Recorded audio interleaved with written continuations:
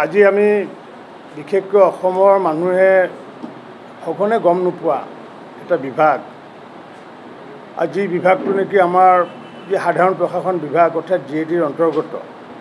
আৰু সেইটো হৈছে ডাইৰেক্টৰেট অফ আৰ্কাইভ আছাম। আৰু ডাইৰেক্টৰেট অফ আৰ্কাইভ আছাম অৰ্থাৎ যি আমাৰ অসমীয়াত অভিলেখাগাৰ বুলি কোৱা যায়। আৰু এই অভিলেখাগাৰ প্ৰথমতে স্থাপন হৈছিলে 1874 শ্বিলঙত স্থাপন হৈছিলে, আৰু তেতিয়া ইয়াৰ নাম আছিলে ছিক্ৰেটেড ৰেকৰ্ডছ ৰুম বুলি নামটো আছিলে। তেতিয়া মেঘালয়ৰ যেতিয়া আমাৰ ৰাজধানী আছিলে শ্বিলঙত, আৰু সেই তেতিয়াৰ পৰা অৰ্থাৎ 1874 পৰা বিভিন্ন চৰকাৰী নথি, বিভিন্ন চৰকাৰী ফাইল, সেই সময়ৰ মুখ্যমন্ত্ৰীসকলৰ লিখা বিভিন্ন পত্ৰ, ভাৰত চৰকাৰলৈ হওক বা বিভিন্ন ব্যক্তিলৈ লিখা, অনুষ্ঠান প্ৰতিষ্ঠানলৈ লিখা, বা মুখ্যমন্ত্ৰীসকললৈ লিখা, বা মুখ্যমন্ত্ৰীসকলে যিসমূহ পলিচি নিৰ্ধাৰণ কৰিছিলে সেই সমস্ত বিষয় লৈ পেলাই। আৰু তাৰ পূৰ্বৰ একেবাৰে আমি যদি ধৰিব যাওঁ যে 1894 যি পথৰুঘাটৰ যি বিদ্ৰোহ, সেই পথৰুঘাটৰ বিদ্ৰোহৰ পৰা বৰ্তমানলৈ সমগ্ৰ আমাৰ যি চৰকাৰী নথি, সেই নথি পত্ৰসমূহ ইয়াতে সংৰক্ষিত হৈ আছে। আৰু এই নথি পত্ৰসমূহৰ লগত যিবোৰ আমাৰ ৰিপৰ্টছ আকাৰে ওলায় বা যিবোৰ প্ৰতিবেদন ওলায় বা যিবোৰ চৰকাৰী বিভিন্ন সময়ত তদন্তৰ কাৰণে প্ৰতিবেদন দিব দিয়ে, বা বিধানসভাৰে হওক বা অসম সচিবালয়ৰে হওক বা তদন্তৰে হওক, বিভিন্ন ধৰণৰ ৰিপৰ্টসমূহ ইয়াতে সংৰক্ষিত হৈ আছে। আৰু ইয়াতে সংৰক্ষিত হৈ থকা যদি আমি চাওঁ, তেতিয়াহ'লে আমি দেখা পাওঁ যে প্ৰায় আমাৰ 5 লাখ তেনেকুৱা ফাইল, 5 লাখ ফাইল আমাৰ এই অভিলেখাগাৰত আমাৰ মজুত হৈ আছে। আৰু এই 5 লাখ ফাইল যদি ৰেকৰ্ডসমূহ চাওঁ, তেতিয়াহ'লে 1774 পৰা এতিয়ালৈ সুন্দৰভাৱে সংৰক্ষিত হৈ আছে। আৰু এইবোৰ আমি প্ৰায় ইয়াৰ লগত 35,000 ৰেয়াৰ বুকছ, অৰ্থাৎ ৰেয়াৰ বুকছ মানে ৰেয়াৰ প্ৰতিবেদন, চৰকাৰী প্ৰতিবেদনসমূহো সংৰক্ষিত হৈ আছে বা ৰিপৰ্টছসমূহ সংৰক্ষিত হৈ আছে। 1874 পৰা যি প্ৰায় 8,000 যি আমাৰ যি গেজেট যিটো প্ৰকাশ হৈ আহিছে, অসম চৰকাৰৰ গেজেটসমূহ ইয়াতে সুন্দৰকৈ আছে। আৰু লগতে আমাৰ প্ৰায় 5,000খন আমাৰ পুৰণা মেপ, কাৰণ চাৰ্কুল অফিচৰে হওক বা বিভিন্ন ধৰণৰ জিলাৰে মেপ হওক বা অসমৰে মেপ হওক, বিভিন্ন ভূখণ্ডৰে মেপ হওক, এনেকুৱা ধৰণৰ যিমানবোৰ মেপ, প্ৰায় তেনেকুৱাকৈ 5,000 পুৰণা মেপ ইয়াতে সংৰক্ষিত হৈ আছে। মই ভাবোঁ যে এইটো অকল অসমৰে ইয়াতে সংৰক্ষিত হৈ থকা এটা জ্ঞানৰ ভাণ্ডাৰ নহয়, সমগ্ৰ ভাৰতবৰ্ষৰ কাৰণে এইটো এটা জ্ঞানৰ ভাণ্ডাৰ বুলি ভাবোঁ। আৰু সেইকাৰণে এই জ্ঞানৰ ভাণ্ডাৰৰ যিটো সুযোগ সুবিধা আমি যিমান লৈছোঁ, আমাতকৈ কিন্তু অসমৰ বাহিৰৰ যিসমূহ স্কলাৰ বা ভাৰতৰ বাহিৰৰ স্কলাৰসমূহে ইতিমধ্যে ইয়াৰ পৰা বিভিন্ন ধৰণৰ নথি সংগ্ৰহ কৰিছে। আৰু তেনেকুৱাকৈ আমি যোৱা 10টা বছৰ প্ৰায় 200তকৈও অধিক বিদেশী স্কলাৰ ইয়াতে নিজে সশৰীৰে আহি ইয়াতে তেওঁলোকে অধ্যয়ন কৰাৰ উপৰিও বিভিন্ন সময়ত মত বিনিময় কৰি বিভিন্ন ধৰণৰ তথ্য আদি সংগ্ৰহ কৰিছে। গতিকে এই যি হিষ্টৰিয়ান বা ৰিচাৰ্চৰ কাৰণে যি ফেচিলিটি, এই ফেচিলিটি আমাৰ চৰকাৰে সম্পূৰ্ণৰূপে অসমৰ ৰাইজক এই সুযোগবোৰ ল'বৰ কাৰণে আহ্বান জনাইছে। আৰু ইতিমধ্যে ইয়াৰ প্ৰিজাৰ্ভেশ্যনৰ কাৰণে, সংৰক্ষণৰ কাৰণে আমাৰ মাননীয় মুখ্যমন্ত্ৰী ডাঙৰীয়াৰ নেতৃত্বত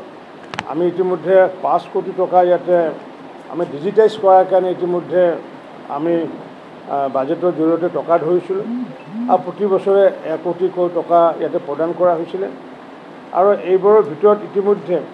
আমাৰ এমট্ৰনৰ সহযোগত এতিয়ালৈ প্ৰায় 5,000 ফাইল, আৰু 5,000 ফাইল মানে যদি পৃষ্ঠাত যদি চাব যাওঁ, 3,80,000 পৃষ্ঠা ইতিমধ্যে ডিজিটাইজ কৰা হৈছে। আৰু ডিজিটাইজ কৰাৰ কাৰণে কেইবাগৰাকীও ব্যক্তিক ইতিমধ্যে নিয়োগ কৰা হৈছে। প্ৰায় 16গৰাকী ব্যক্তিয়ে দিনে নিশাই তেওঁলোকে কাম কৰি আছে। আৰু প্ৰায় আমাৰ 450খন যি ৰিপৰ্টছ কণ্টেইনিং 1,20,000 পেজ, আৰু এই হেৰিয়াৰ ভিতৰত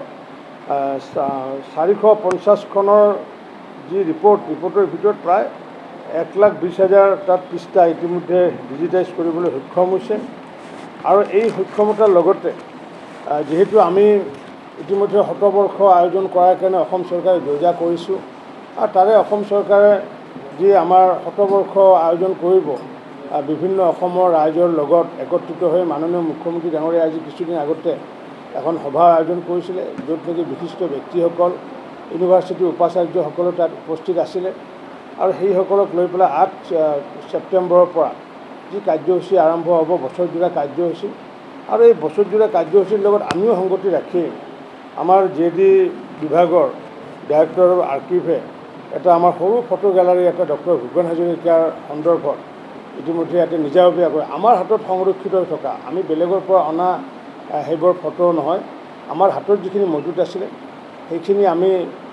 ৰাইজক দেখুৱাৰ কাৰণে এটা সৰু এটা আজি গেলাৰী আজি উদ্বোধন কৰিছোঁ আৰু মই ভাবোঁ যে এই গেলাৰীত যিখিনি ফটো আছে সেই ফটোখিনিও বিভিন্ন সময়ত বিভিন্নজনে ব্যৱহাৰ কৰিব পাৰিব আৰু এই সম্পূৰ্ণ বিভাগটো সুচাৰুৰূপে চলাই নিয়াৰ বাবে আমাৰ সঞ্চালিকা বিনীতা পেগু আৰু জইণ্ট ডাইৰেক্টৰ মুকুল দাসৰ লগতে সমূহ ইয়াতে যিমান কৰ্মৰত বিষয়া কৰ্মচাৰী আছে মই সকলোকে ধন্যবাদ জনাইছোঁ মই পূৰ্বতে আহিছোঁ যদিও একেলগে আপোনালোকক লৈ অনাৰ সুযোগ পোৱা নাছিলোঁ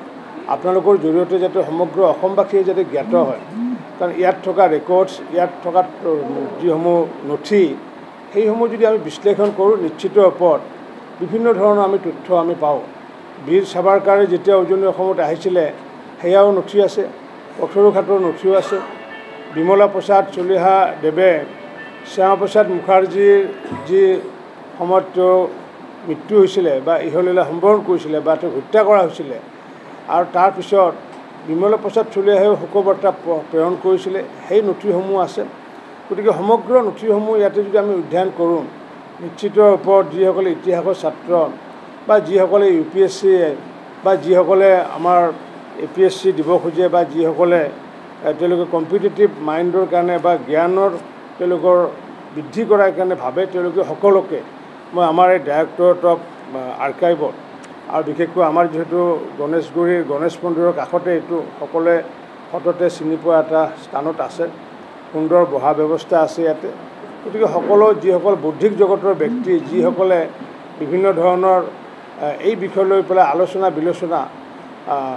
তেওঁলোকে কৰিব বিচাৰে আৰু বিশেষকৈ সাংবাদিক বন্ধুসকলে যিসকলে ডেস্কত কাম কৰে